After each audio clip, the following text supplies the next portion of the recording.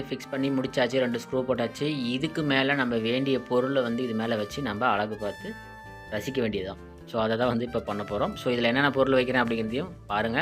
நல்லா இருந்துச்சு அப்படின்னா ஒரு லைக் பண்ணுங்க. கீழ கமெண்ட் பாக்ஸ்ல கமெண்ட் பண்ணுங்க. எப்படி இருக்கு அப்படின்னு பார்த்துட்டு.